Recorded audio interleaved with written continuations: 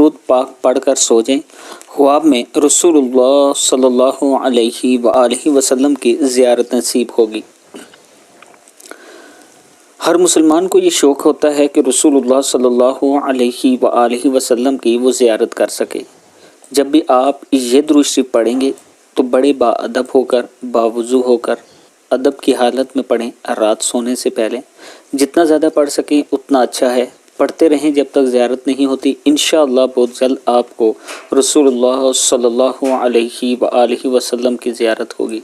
درود شریف ہے اللہم صلی علی محمد النبی الامی ورحمۃ اللہ وبرکاتہ۔